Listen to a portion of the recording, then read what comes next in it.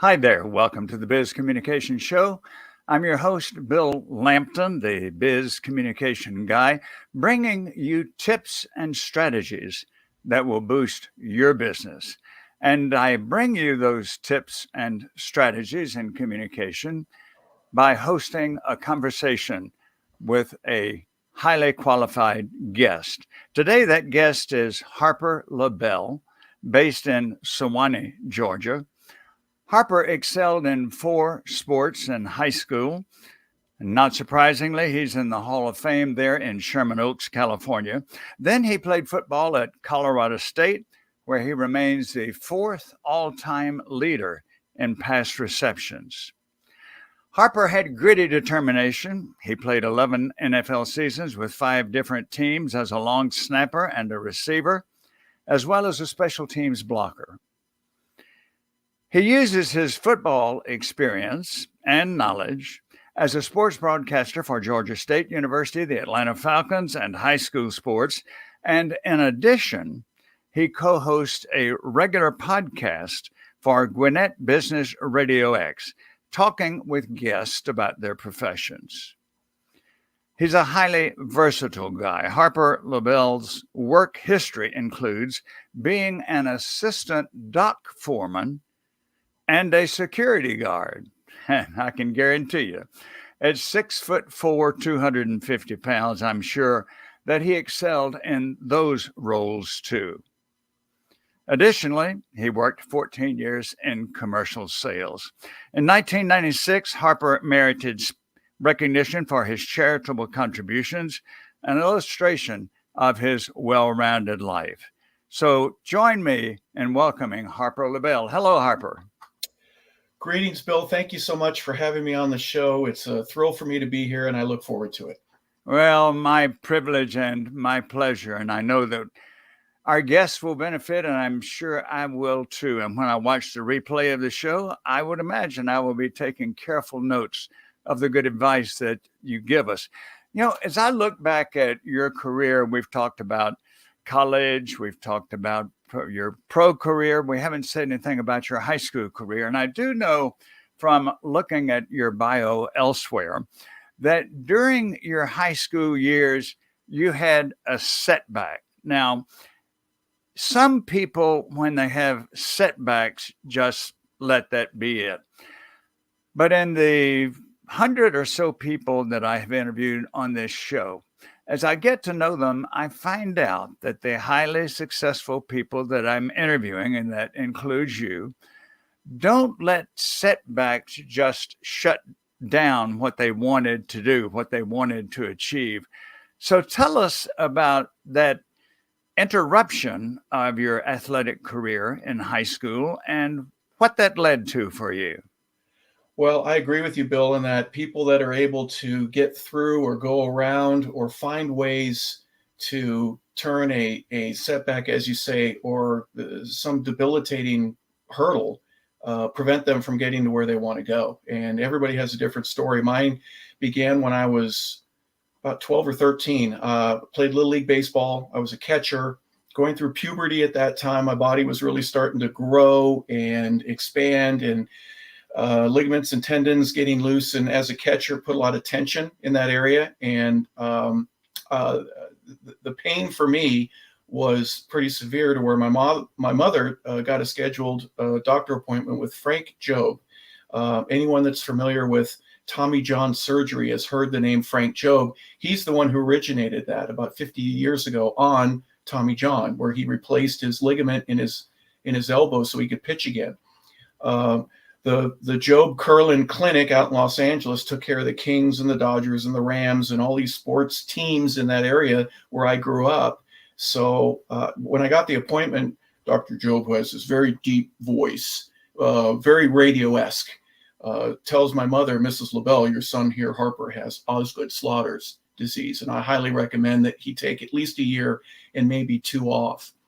You should let the pain be your guide. But when he said that, Bill, my mother heard 2 years, even though I heard just 1. So I wanted to play after my freshman year, of high school, I didn't win that argument. Mom. Well, this was terrible news. It was terrible news to a guy who's in great physical shape, loves athletics, and now they say sit on the bench. But you didn't do that. Tell us what you did instead. Well, yeah. I mean, when you're told by the doctor, hey, guess what? You want to play, but you can't. So what do I do? The therapy back then was kind of rest and let the pain be your guide. Lots of ice.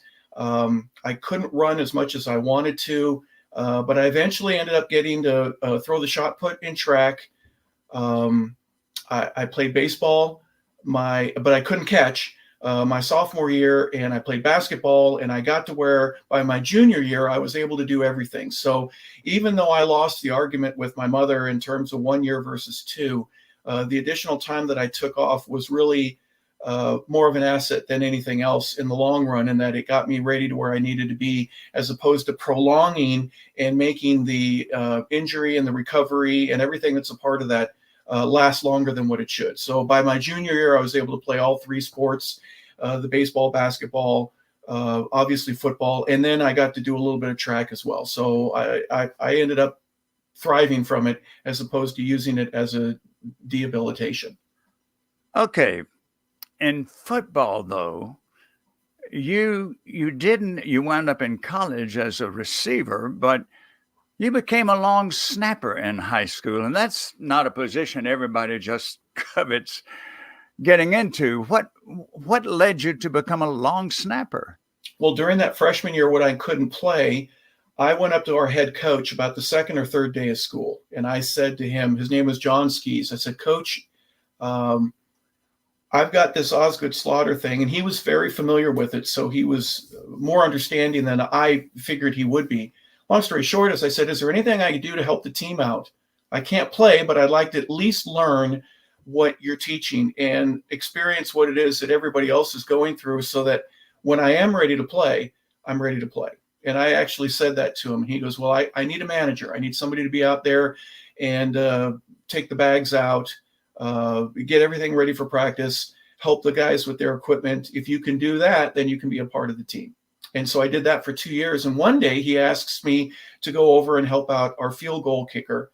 I held for him for just a little while. I put the ball down, and he didn't think I could hold for him. I wasn't very good, but I mean, how good do you need to be? As long as you're not Lucy with Charlie Brown, I didn't do any of those things. But the quarterback came once, and he goes, hey, that's my job. I'm the holder. And so I asked what I could do to assist further, and I came up with, well, why don't I snap for you guys? And so without being coached, without really being prompted by anybody else, I learned to long snap for 2 years without any pressure. It was all during practice, but I got pretty good at it. And so by the time I was ready to play as a junior, I ended up doing it well enough to where I could go and play in college. And I ended up lettering all 4 years that I was at Colorado State. Main reason being is because I could snap. So I found a way to get on the field and stay on it. That's a marvelous story. When I think of the long snapper, I think of a friend of mine. I taught at University of Georgia, and I probably have been to 40 seasons of Georgia football. I've known the coaches, I've known the players, and I remember one player who was and still is a good friend who played offensive right guard. He played 3 seasons, and he told me the only time that my name ever got mentioned on the PA system was if I made a mistake. Yep. and that I think is true with somebody who plays what I consider one of the toughest jobs in football, and that's center, and especially long snapper. People will not know you unless you get on the PA system, and that's because you threw it to the right, or you threw it too high, or you threw it into the ground, and then everybody knows the long snapper. So it's a pressure position because of the responsibility. And I remember many years ago, I'm from Mississippi originally, and I knew several people who played football at Ole Miss. And one of the things I found out was, and I know that you know this, is that on an extra point or a field goal, you have only 2 seconds from the time the ball is snapped until the ball leaves the kicker's foot. Any longer than that, and it's probably going to be blocked. So it's something that doesn't get that much attention unless it goes wrong. But to me, your story of adjusting, being willing to play any position and not just sitting down for 2 years as your mother might have wanted, but really going ahead and there's a great life lesson there for us. And to me, one of the communication facets that I deal a lot with, both for myself and for my clients, is what I call self-talk. And your self-talk was so valuable there because you could have said, "That's it, Harper. I'm out of here. I might attend the games, but that's it." But no, your self-talk was very positive, affirmative, and supportive. And I know you've been in sales 14 years. Your self-talk was very vital there before you went to every appointment, wasn't it?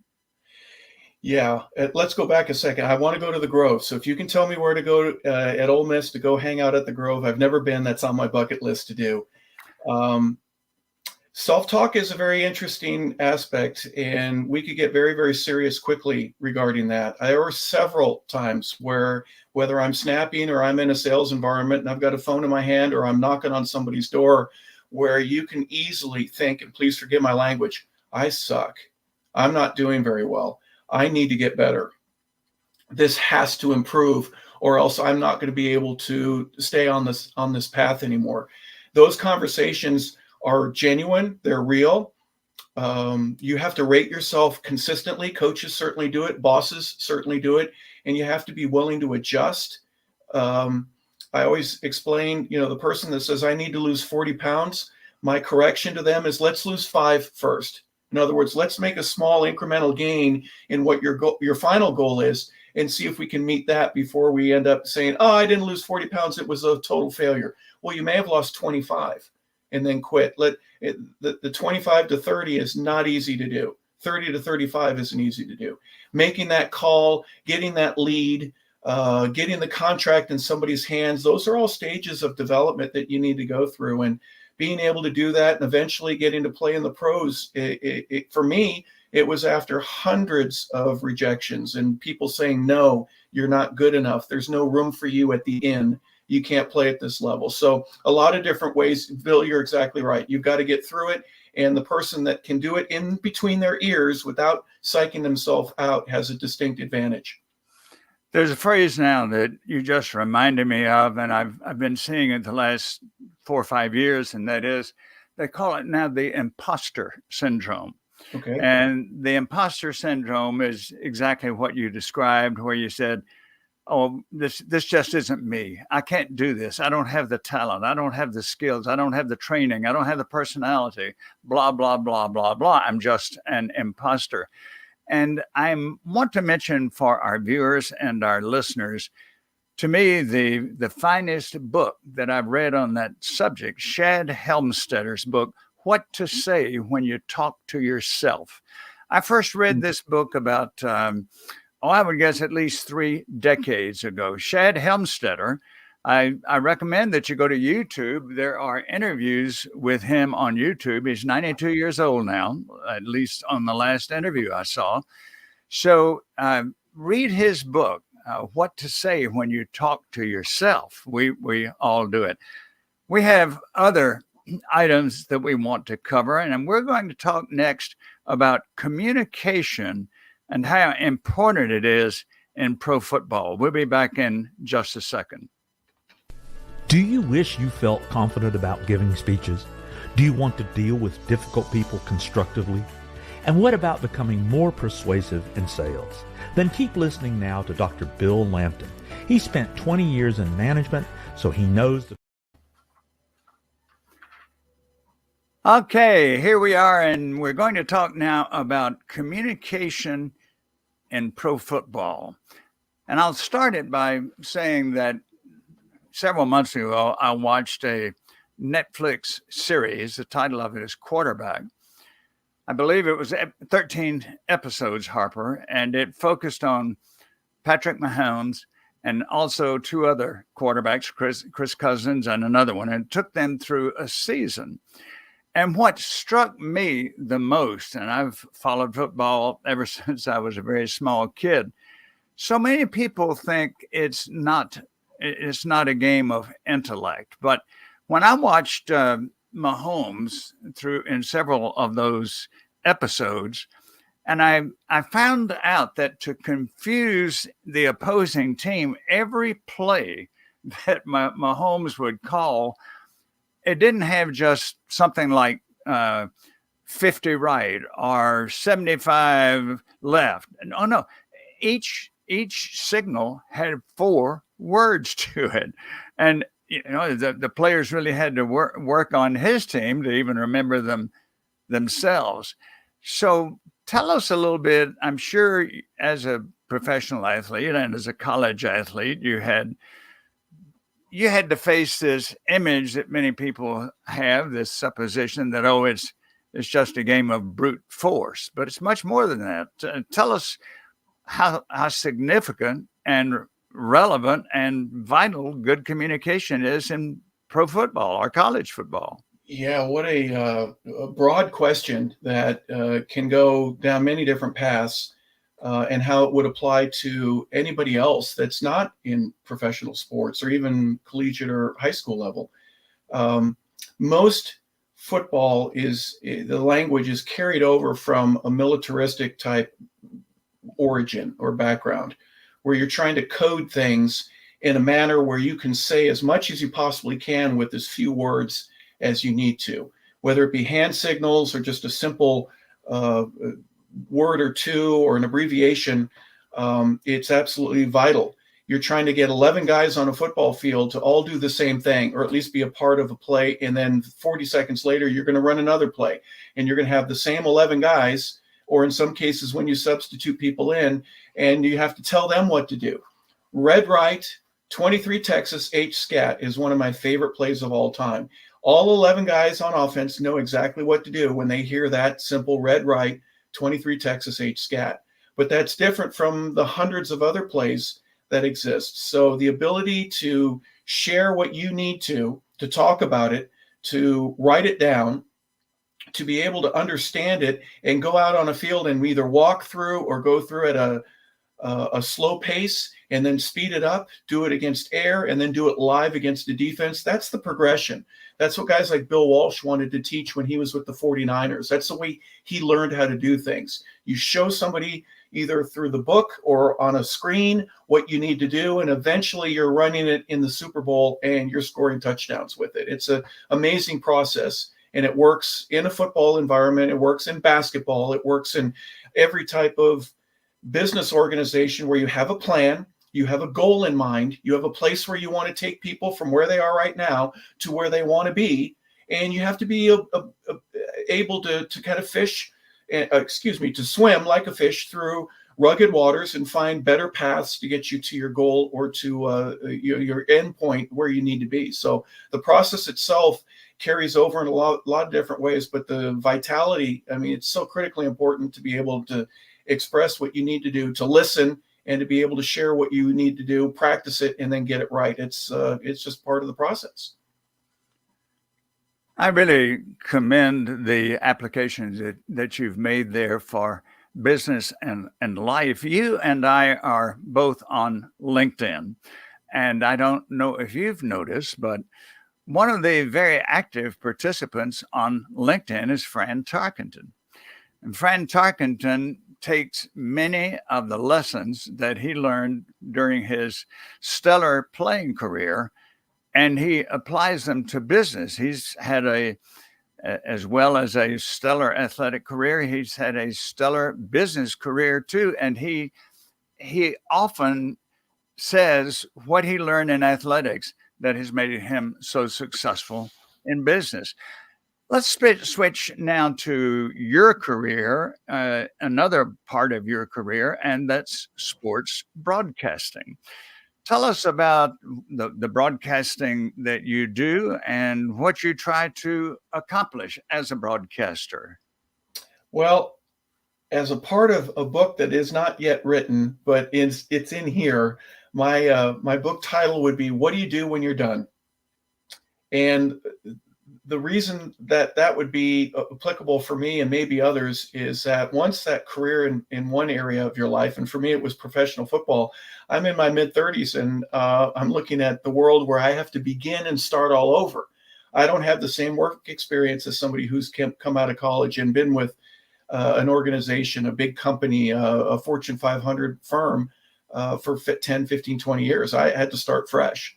So I needed to learn as quickly as I possibly could. And there's some great things about the business world, don't get me wrong, but my passion was athletics. So when I first heard that there was a place where I might be able to talk about sports as a guest host or as a guest on a show like what I am with you, I jump at the chance and the opportunity. I enjoy speaking in front of people. I've been at little groups, big groups. I've been in churches. I've been in speaking atmospheres that I enjoyed it, and I try to be articulate. I try to have a message, and I thought, can I apply that to the sports world and do it on air? I got a job up at WDUN at 550 AM in Gainesville, Georgia, up near where you are. My home base, yes. With Joe Williams, with Bill, and I was with Ross Davis, and we were doing a pregame, halftime, postgame show.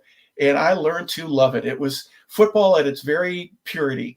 High school football. Yeah, high school football, please. Yeah, and the opening billboard was 4 minutes long with Mike's Tire Shop and the local eatery, and the whole community was involved in one way, shape, or form, or at least it seemed like that. And they were all rooting for either the Red Elephants or the Trojans or the Tigers, the Vikings. It didn't matter. Any team out there in high school, still at its simplest form. And I learned to love it again. I love the sport, and I hopefully got good enough to be able to take that to other levels. And right now I'm still doing Georgia State games. I've been doing that since 2010, their first season. I'm on the Atlanta Falcons pregame show. I was on a pregame, postgame last year, and absolutely love being able to talk from the high school to the pro level and anywhere in between. Well, that's a wonderful way to stay in touch with the game that you loved as a kid, played so successfully at the collegiate level and also at the professional level. And so you now get to bring your expertise and interpret the game for others. I'll tell you very quickly, I'm sure you know the name Bill Hartman. Bill Hartman was a sports TV personality in Atlanta for decades. I had the privilege of hosting Bill on this show about a year ago. And he said his greatest thrill in sports, and he broadcasted at every level. He said his greatest thrill was broadcasting high school football. And he said the reason was that this is so special for these kids. Many of them will never play at any level above that. And Bill Hartman said, I remember myself a touchdown that I scored when I was in high school, and I didn't play college ball, but he said, this for many of these kids is it. And to be a part of it with them was so exciting. Harper, speaking of exciting, this definitely has been an exciting and informative interview. We've only covered a little bit of what I hoped we would cover, but we've gone in great depth. And that means one thing. That means we will host you again when we can fit into your schedule. Would love to do that. That'd be great. Yeah, there's a lot that I feel like I'm only talking about myself. I apologize for that, but being able to apply whatever I've learned and observe, like when you mentioned Bill just a moment ago, what a thrill it is for me right before kickoff. There's nothing quite like it. There's that little bit of a pause, and everybody has you don't know what's going to happen. You have no idea. It's not scripted. You know that there are rules that you got to abide by, and you know that it's going to start with a kickoff, but it's just it's a great place, and I get to go to it 11, 12, 13 times a year, 20 times a year if you include preseason games with the Falcons, and it keeps me young, and I know it does with a lot of other folks. They have very, very special memories of the first team that they were on, whether it be in high school or even before that, and its relatability is timeless. Very, very well said. Harper, I know that many of our viewers and listeners will want to get in touch with you, so please give us your contact information. Sure. Well, I'm working on a podcast with my son. We don't have it all officially yet, but within a month, we're going to be doing that. Uh, that'll be where, I think that my skills and talent, along with my son's, and having a different generation that we get to talk to about Atlanta areas. But it's going to be called Talking Atlanta Sports. And I look forward to that. But my email is HLEBEL@protonmail.com. My phone number is 678-557-4894. And if anybody would like to get in touch or at least find out future plans that we have regarding our show and what we're planning on doing, I'll be more than happy to get in touch with you. I will tell our Biz Communication Show guests, those who are viewing and listening, that I've had the privilege of meeting Harper a few months ago. He's a very, very approachable guy, which you can tell from our conversation today. So I definitely encourage you to get in touch with him. And now, since Harper has given his contact information, I'm very pleased to give mine. First of all, my YouTube channel. If you go to YouTube and you go to the search bar, type in my YouTube moniker, which is Bill Lampton, Ph.D., and then you'll have access to, and this is everybody's favorite word, you'll have access to free instructional videos, more than 450 of them by now. The initial ones were solo performances, presentations from me, but in recent years, I've had the great opportunity to bring in experts like Harper, LeBel, and they share their communication with you. So while you're on my YouTube channel, be sure and hit that subscribe button. And then my website, since I'm the Biz Communication Guy, logically, my website is bizcommunicationguy.com. And on there, notice that you will be able to subscribe to the podcast. And I encourage you to do that.